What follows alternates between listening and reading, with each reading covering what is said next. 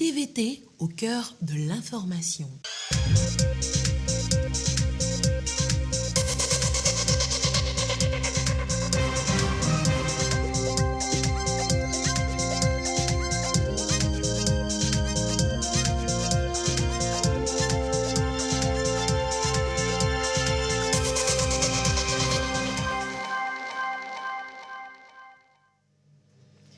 Bonsoir à toutes et à tous. Merci d'être avec nous pour le 20h de ce samedi. Au sommaire, le concours de recrutement d'enseignants des filières mathématiques, physique, chimie et sciences de la vie et de la terre. Les épreuves se sont déroulées dans les centres d'écrit de Lomé et Kara ce samedi. Et on en parle dans un instant avec notre invité, M. Komlan Nouossan, inspecteur de mathématiques, directeur de l'enseignement secondaire général. Également, dans cette édition, la 143e session du conseil d'administration de la compagnie d'assurance Sicaré. Les administrateurs ont passé en revue les activités de la compagnie au 31 décembre 2021. Et puis, clap de fin de la campagne électorale au Kenya, les deux favoris à la présidentielle ont clôturé ce samedi leur opération de charme par 2 méga-meetings à Nairobi. Voilà pour les titres. Bienvenue. Un concours de recrutement d'enseignants de mathématiques, physique, chimie et sciences de la vie et de la terre a eu lieu ce samedi dans les centres d'écrit de Lomé et Kara. C'est pour le compte du ministère des enseignements primaires et secondaires techniques et de l'artisanat. Edwige Atakpa Bassabi voit Carmen Madji Akakou. Ils sont 1967 candidats à concourir pour le recrutement d'enseignants de mathématiques, physique, chimie et sciences de la vie et de la terre. Ces candidats composent dans 2 épreuves notamment la culture générale et leurs matières de base respectives. 2 centres ont été retenus pour ces épreuves. Il s'agit des centres de Lomé et de Kara. Pour s'assurer du bon déroulement de ce concours, des délégations du ministère en charge de la fonction publique et des enseignements primaires et secondaires se sont rendues au centre de Lomé. Selon le responsable de la délégation, tout s'est bien déroulé. Et nous sommes justement sur ce plateau avec M. Komlan Nouossan, inspecteur de mathématiques, directeur de l'enseignement secondaire général, pour en parler. Bonsoir, monsieur. Bonsoir, madame. Bonsoir, mesdames et messieurs les téléspectateurs. Et dans l'entendement de beaucoup, les mathématiques sont difficiles, on traite ça même de bête noire. Que répondez-vous?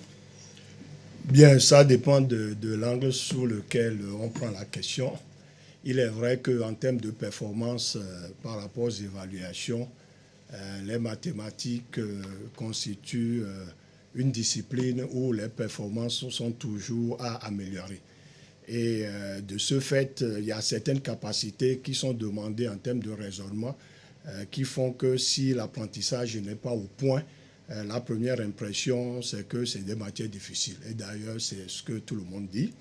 Mais il est démontré que chacun peut faire les mathématiques, surtout si on lui laisse le rythme qui lui est adapté et si il s'attache en comprenant que ça peut être un outil dans sa vie pour l'aider à accomplir ses tâches. Donc tout dépend. Mais malheureusement, quand on est devant l'évaluation, il faut la mener à une période donnée. Bon, ça fait que ceux et celles qui ont besoin plus de temps pour pouvoir maîtriser les choses peuvent se retrouver en difficulté. Et combien d'enseignants de mathématiques avez-vous dans le secondaire?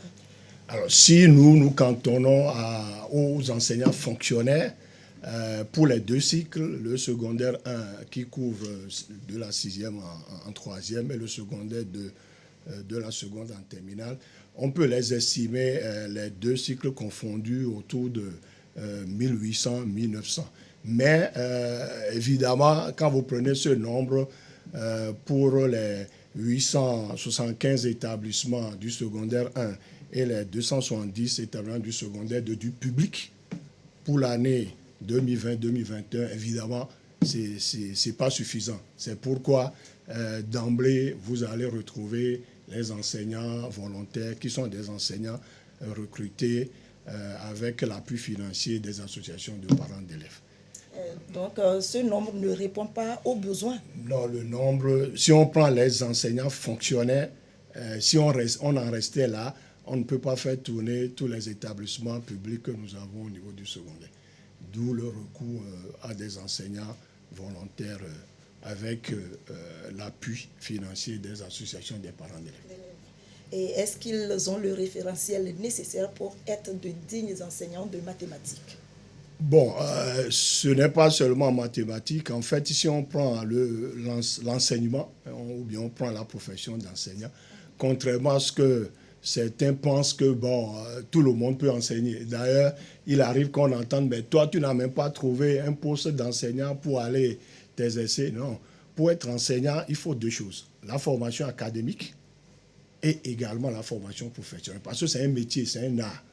Bon, maintenant, si nous prenons nos enseignants avec tous les efforts que le gouvernement met en place et également par le département à la commande le ministre Kokoroko, on peut dire que de plus en plus, les capacités des enseignants sont renforcées, surtout avec l'école normale supérieure d'Atapamé qui forme les enseignants pour le secondaire 1 et les deux universités publiques qui forment pour les secondaires 2. Ça s'améliore. Maintenant, disons-le, quand nous sommes obligés de faire recours à des enseignants volontaires, et surtout lorsque nous allons vers l'intérieur, de plus en plus même, les enseignants qualifiés se font rares, puisque tout le monde, naturellement, veut rester dans un centre urbain. Alors, on peut se retrouver par moments avec des enseignants qui ont besoin de renforcement. Et c'est pourquoi, d'ailleurs, par rapport au concours de recrutement, la barre est fixée à un niveau où il faut nécessairement une licence d'enseignement. Et quand on dit licence d'enseignement, c'est que vous ne pouvez pas faire une licence en droit et chercher à enseigner le français. Donc, licence d'enseignement pour le secondaire 1, maîtrise ou master pour le secondaire 2. Ça fait que de mieux en mieux, nous avons les enseignants assez qualifiés. Mais ajoutons que même celles qui entrent avec quelques insuffisances, grâce à l'action des inspections qui organisent des journées pédagogiques, on les renforce. Mais c'est un travail qu'il faut continuer par faire, poursuivre et surtout le densifier. Et ce concours organisé par le gouvernement répond à certains objectifs précis, lesquels? Alors, d'entrée de jeu, saluons l'effort qui est encore déployé parce que c'est le deuxième concours. Et ici, spécifiquement, c'est un concours réservé aux enseignants des sciences. Et pourquoi? Parce que tout simplement, comme vous le dites, quand on quitte le primaire, les capacités des élèves en calcul sont à un niveau donné. Au secondaire, ça se joue. Mais on constate que lorsqu'on passe au secondaire 2, surtout lorsqu'on monte dans le supérieur, il y a de moins en moins d'élèves dans les filières scientifiques. Prenons pour le bac passé, la série A, si on reste dans l'enseignement secondaire général, la série A doit être à plus de 55% à peu près. Et sur cet ensemble, il y a eu seulement 600 quelque chose candidats en série C. Donc, vous voyez qu'on n'a pas le nombre suffisant dans les filières scientifiques. Et à la réflexion, on se rend compte qu'effectivement, il y a un problème des encadreurs. Bon, si vous n'avez pas d'enseignants de mathématiques, de sciences physiques, vous ne pouvez pas ouvrir une série C, par exemple, dans un établissement. Et donc, comme le constat est fait à ce niveau, et que par rapport au nombre dont nous disposons, le gouvernement a bien voulu, par la fonction publique, accepter qu'on organise spécifiquement ce concours. Et donc, ce concours, c'est pour que les établissements publics disposent suffisamment de professeurs de sciences mathématiques, physique, chimie, technologie et sciences de la vie et de la terre. De sorte que si l'encadrement est bien fait, déjà au niveau du secondaire 1, quand ils passeront au secondaire 2, nous aurons davantage d'élèves en seconde scientifique pour nourrir les premières C et premières D en allant. Et ceci fait partie également de l'objectif d'atteindre une masse critique de scientifiques. Parce que, quoi qu'on dise, si le pays ne dispose pas suffisamment de scientifiques aussi, le développement prend un coup. Donc voilà, c'est pour pouvoir équilibrer les effectifs et permettre aux établissements quand même de déployer les activités pédagogiques avec un minimum acceptable d'effectifs d'enseignants. Est-ce que les élèves aujourd'hui s'intéressent à cette matière, les mathématiques? En fait, moi, je dirais c'est naturellement que tout le monde s'intéresse aux mathématiques. Il suffit de faire un saut dans les marchés, même nos mamans qui n'ont pas été à l'école, il faut les voir manipuler aujourd'hui les calculatrices pour faire leurs comptes. Donc, du coup, tout le monde sait l'utilité des mathématiques. Et on s'adonne. Bon, seulement quand, avec les évaluations, on n'obtient pas les notes qu'on espère, c'est là où le découragement commence à envahir. Mais il nous revient à nous, enseignants, surtout des sciences, de pouvoir faire en sorte qu'on soit encouragé. Il est établi, et d'ailleurs, c'est dans le cours normal des choses, nous ne fonctionnons pas accumulation. Ce que vous n'avez pas compris au primaire, lorsque vous arrivez au collège, vous aurez le temps de le maîtriser, ainsi de suite. Donc, dire que les élèves n'aiment pas la matière, donc quand vous allez même aux heures des mathématiques dans les classes, vous verrez que la grande partie des élèves se trouve là. Et quand l'enseignant sait vendre la matière et motiver les élèves, vous irez dans des classes de série en terminale A, par exemple, les élèves seront présents, alors qu'en terminale A, les mathématiques, ce n'est que coefficient 1. Vous pouvez même avoir 0 en mathématiques et sortir avec une mention assez bien si vous travaillez bien dans vos matières de base. Donc, je peux vous dire, sans qu'on ne me contredise, que les élèves aiment la matière, sauf que maintenant, il faut faire en sorte que les performances aussi s'améliorent davantage dans les matières mathématiques. En fait, c'est pour toute matière d'ailleurs. L'importance aujourd'hui des mathématiques dans la vie. Alors, comme je viens de le dire avec ce que nos commerçants utilisent, je vous dirais tout simplement aujourd'hui, si on n'a pas créé le nombre complexe J, on ne peut pas communiquer avec 2 portables. 2 portables, quand vous êtes en communication avec les téléphones, Android ou choses, c'est grâce à ce nombre-là qui codifie les ondes par rapport à la communication. Mais tenez-vous bien, tout le monde fait les mathématiques chaque jour qui se lève. Parce que, par exemple, à la maison, vous lisez les factures d'électricité, vous faites les comptes pour voir si quelque part les choses ne tournent pas mal en termes de consommation.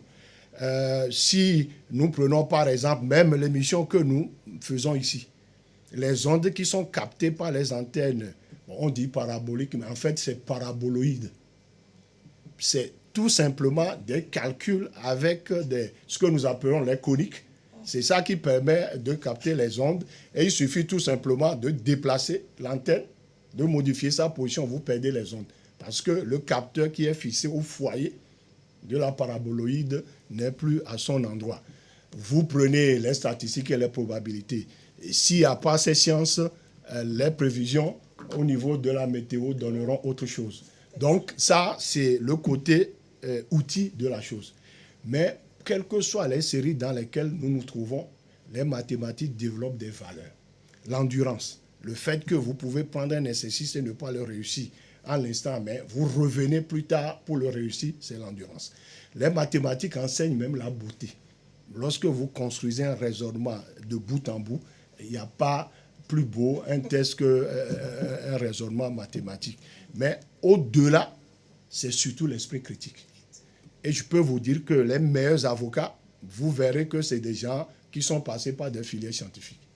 Et donc, il y a l'esprit critique. Et c'est pourquoi nous disons aux élèves des séries littéraires qu'on ne vous enseigne pas les mathématiques pour les notes d'abord. C'est pour vous construire que vous ayez l'esprit critique. L'autre matière qui développe aussi le sens critique, c'est la philosophie. La philosophie développe la cohérence, les mathématiques développent la rigueur. Donc si on met les deux ensemble, l'être humain construit et c'est ça qui permet d'interroger tout ce qui est autour de nous. Et donc si on refuse d'utiliser les mathématiques, je risque de dire que le monde risque de tomber. Waouh! Merci, monsieur Komla. Nous, on sent d'être passé sur ce plateau. Merci d'avoir accepté notre invitation. Je rappelle que vous êtes inspecteur de mathématiques, directeur de l'enseignement secondaire général. Merci à vous pour l'occasion que vous nous avez donnée ce soir. Merci. La suite de ce journal avec la 143e session du conseil d'administration de Sicaré tenue hier à son siège. À l'ordre du jour, le bilan des activités de la compagnie d'assurance au 31 décembre 2021. Un bilan dans l'ensemble positif selon les administrateurs. Carmen Madjé Akapo. La Sicaré se porte bien.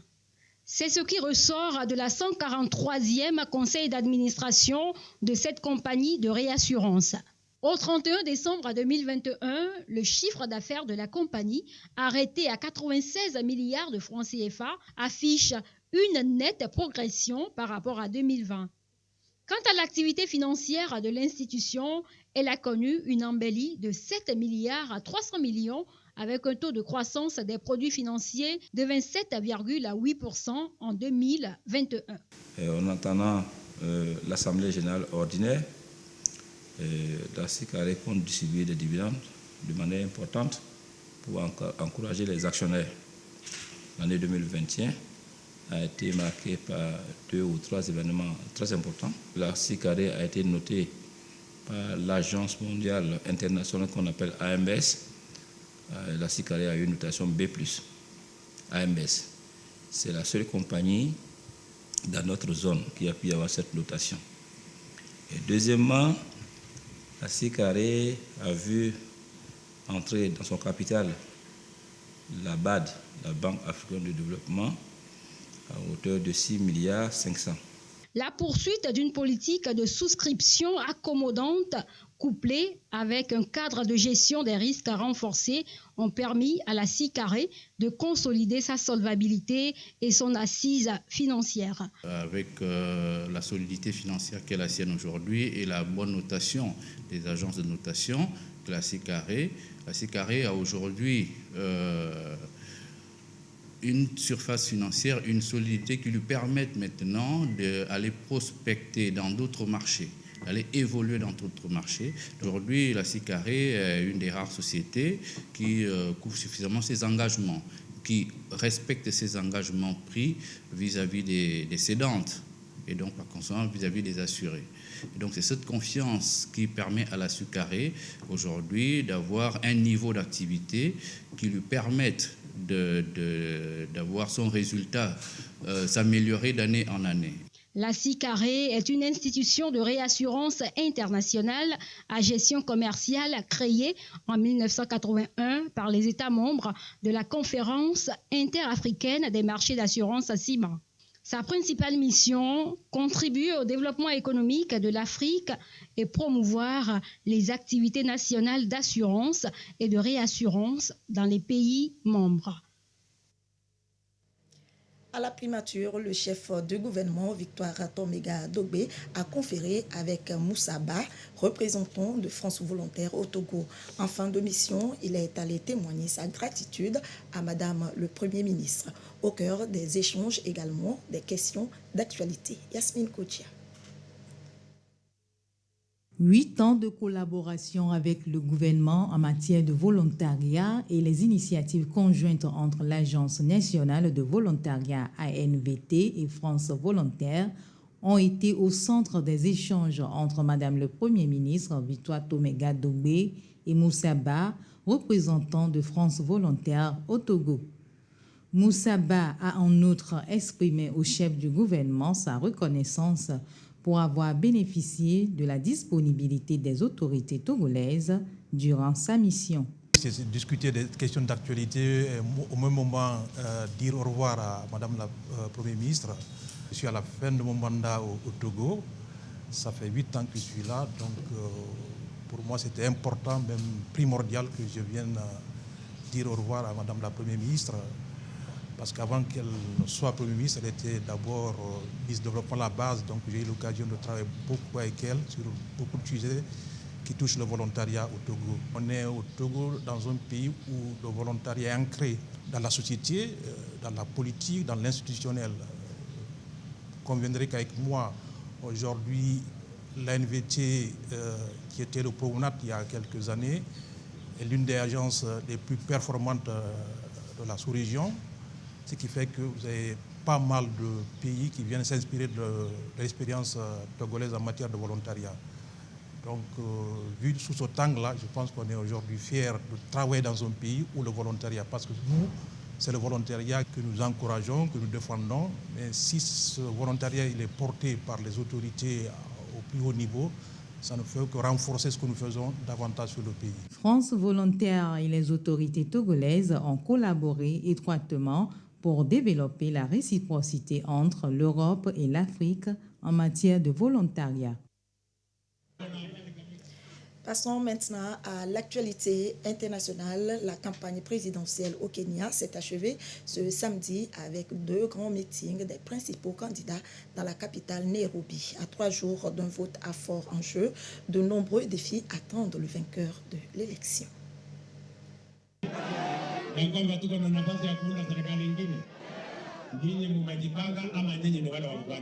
À quelques jours des élections, le vice-président William Ruto intensifie sa campagne sur les pentes du Mont Kenya. Il y totalise une 40aine de visites depuis le mois de janvier. Le Mont Kenya, c'est un peu chez moi. Ces gens ont voté pour notre coalition durant les 10 dernières années. Donc je ne leur suis pas étranger. Nous ne débarquons pas ici. Le même jour, l'autre favori des sondages, Raila Odinga, y faisait aussi campagne. Tous deux ont choisi un colistier qui en est originaire. Cette région est primordiale, 14% des électeurs y résident. Traditionnellement, beaucoup ici suivent les consignes de vote du Conseil des Anciens. Leur chef appelle à soutenir Ruto, mais certains sont entrés en dissidence. La campagne est plus disputée que jamais. Cette fois, vous ne pouvez pas guider tout le monde comme un troupeau de moutons vers un candidat. Il y a des gens qui sont en désaccord, mais comme dit le dicton, la minorité a son mot à dire, mais la majorité l'emporte. En 2017, Uhuru Kenyatta l'avait emporté dans le centre du pays, dont il est originaire, avec des scores souvent proches de 90%. Mais cette année, l'absence d'un candidat fort issu du Mont Kenya redistribue les cartes. Nous sommes dans une situation où la communauté est divisée en deux. 50% devraient voter pour Ruto et 50% pour Odinga, avec une marge d'erreur de 10 points, probablement en faveur de Ruto. Ce sont eux qui vont décider du résultat. C'est aussi ce que semblent penser les 2 principaux candidats. Ils considèrent que les autres régions sont déjà acquises à l'un ou à l'autre. Le Mont Kenya est l'ultime champ de bataille. Au Sénégal, le camp présidentiel a perdu la majorité absolue à l'Assemblée nationale, mais reste avec une très courte avance après la proclamation jeudi des résultats officiels provisoires des élections législatives. Pour certains Sénégalais, cette défaite est un message clair pour la présidentielle de 2024. La coalition du président sénégalais Macky Sall a perdu sa majorité absolue au Parlement selon des résultats provisoires annoncés jeudi. Pour certains Sénégalais, cette défaite est un message clair pour la présidentielle de 2024. Vu les tendances des locales et des législatifs, je ne pense pas qu'il osera dire un 3e mandat et tout comme ça. Franchement, je ne pense pas. Un 3e mandat ne sera pas accepté au Sénégal. Parce que là, même s'il va au 3e mandat, on va le battre en élection. Les résultats ont parlé et c'est pas mal du tout puisque les Sénégalais ont voté la plupart du temps pour la coalition, l'intercoalition Yewwi Wallu. Donc ce qui veut dire que peut-être que c'est un signal fort à l'endroit du parti au pouvoir. À savoir la coalition Benno Bokk Yakaar. Donc j'espère que le message est bien passé, quoi. Les chiffres définitifs doivent être publiés dans les prochains jours. Pour Macky Sall, accusé par l'opposition de vouloir briser la limite de 2 mandats et de se représenter à la prochaine présidentielle, les résultats des législatives pourraient freiner de telles ambitions. Au Sénégal, toujours, de fortes pluies ont secoué le pays ce vendredi, faisant un mort à Dakar. De nombreuses routes ont été inondées. Des coupures d'électricité ont aussi été constatées dans plusieurs quartiers de Dakar. Au moins une personne est décédée et plusieurs voitures et rues ont été endommagées à Dakar suite aux fortes pluies survenues vendredi. Les conducteurs de la capitale et sa banlieue, surpris par les précipitations, n'ont pas eu d'autre choix que d'abandonner leurs véhicules complètement recouverts par les eaux de crue. Il y avait beaucoup d'embouteillages. Nous étions complètement bloqués. On n'avance pas. Et avec la pluie, il y avait une grande quantité d'eau qui arrive. Et petit à petit, l'eau, ça monte. Donc nous étions tous bloqués. Moi, quand j'ai vu que la voiture a commencé à s'inonder, j'ai pris la décision de laisser la voiture et complètement quitter. Ma voiture était inondée à 100%. À 100%. Comme beaucoup d'autres, cet habitant de Dakar a subi les désagréments causés par l'intensité inhabituelle de la pluie, avec plus de 126 mm d'eau tombée. Selon les médias locaux, la victime est un automobiliste qui a été pris au piège dans les inondations. Actuellement, la pluie, l'intensité, c'est énorme. C'est pas comme les pluies d'avant. Bon, c'est des changements climatiques. Il ne faut pas chercher midi à 14 h. Et nous sommes à côté de l'océan, donc bon. Le débit, ce n'est pas l'intensité habituelle de la pluie. Donc c'était beaucoup de pluie dans un minimum de temps. C'est à cause de ça, bon, il y avait ces dégâts. Tout ça, c'était plein, tout c'était plein d'eau. Le plan Orsec, principal mécanisme de coordination et de gestion des catastrophes et des urgences, a été déclenché sur l'ensemble du territoire, a annoncé le ministre de l'Intérieur. La tension persiste en Afrique du Sud contre les mineurs clandestins après le viol collectif de 8 femmes dans une ville minière près de Johannesburg. Les coupables, selon la population, seraient des étrangers qui travaillent dans les mines clandestines. Entourés par des policiers, ces hommes assis par terre seraient des mineurs clandestins. Les forces de l'ordre sont aussi là pour les protéger d'une foule en colère, car la tension ne retombe pas après le viol collectif de 8 femmes dans une ville minière près de Johannesburg. Et les coupables, selon la population, seraient ces étrangers qui travaillent dans des mines clandestines. Plus de 80 hommes accusés d'être impliqués dans cette affaire ont déjà été présentés à la justice. Nous ne nous battons pas seulement contre les mineurs illégaux, mais aussi contre la criminalité en général. Notre police doit se mobiliser et faire quelque chose. Après l'agression sexuelle, des milliers de manifestants sud-africains ont pourchassé des mineurs clandestins et incendié des maisons. Dans la capitale économique, des gangs armés se battent pour le contrôle des mines abandonnées afin d'exploiter ce qu'il reste d'or. Des migrants venus principalement du Lesotho, du Zimbabwe et du Mozambique. Leur présence suscite la peur et un ressentiment croissant parmi la population. À propos du Covid-19, la situation de la pandémie au coronavirus à ce jour samedi 6 août 2022, la situation de la pandémie au nouveau coronavirus au Togo se présente comme suit. Le nombre de cas confirmés est de 38 192, 16 nouveaux cas depuis hier. Le nombre de personnes guéries est de 37 684, 4 nouveaux guéris depuis hier. Le nombre de cas actifs est de 227 et le nombre de décès est de 281. Information rendue publique par le ministre de la Santé, de l'Hygiène publique et de l'Accès universel aux soins, professeur Moustapha Nijiawa. Ce tout autre communiqué, opération de contrôle de vie des pensionnés et rentiers relevant du régime de la Caisse nationale de sécurité sociale résidant au Togo et à l'étranger. Le directeur général de la Caisse nationale de sécurité sociale du Togo porte à la connaissance des bénéficiaires de pensions et de rentes relevant du régime de la dite institution résidant sur le territoire national et à l'étranger que l'opération de contrôle de vie précédemment suspendue dans le cadre du respect des mesures barrières édictées par le gouvernement pour lutter contre la propagation du Covid-19 reprend du 16 août au 31 décembre 2022 en vue du paiement des pensions et rentes du premier semestre 2023. Elle se déroulera à distance et consistera à collecter des données biométriques des bénéficiaires via BioSécu sur le portail électronique www.cnss.tg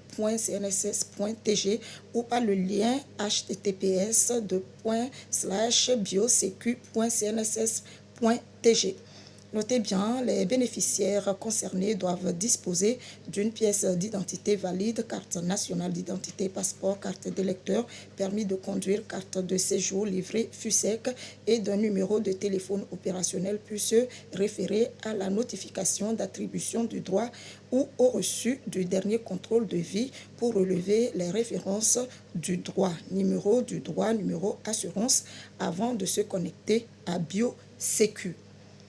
Pour toute information complémentaire, veuillez contacter le plus 228 22 53 56 09 22 53 56 10. Email biosecu@cnss.tg. Le directeur général de la Caisse nationale de sécurité sociale rappelle aux bénéficiaires concernés que le paiement des droits de ceux qui n'effectueront pas la dite opération sera suspendu à compter du 1er janvier 2023 conformément au Code de sécurité sociale. C'est signé le directeur général Ingrid Awadé. Sport football avec le tournoi Dr Kaolo en mémoire aux défunts attaquants de l'Étoile filante de Lomé et de l'équipe nationale dans les années 70. La compétition a démarré ce samedi à Lomé en ouverture et pour le compte du groupe A, l'Étoile filante est venue à bout de la SOTR sur le score de 2-1. Demain, dimanche, la seconde rencontre de ce groupe oppose à Gaza Omnisport à l'entente 2 sur le terrain de Bossy.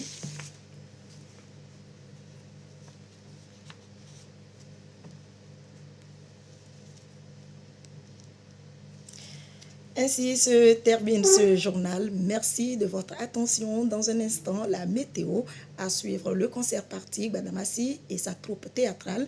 Juste après, tout est calé avec Kevin et ses invités. L'actualité revient à 22h30. Très belle soirée à vous.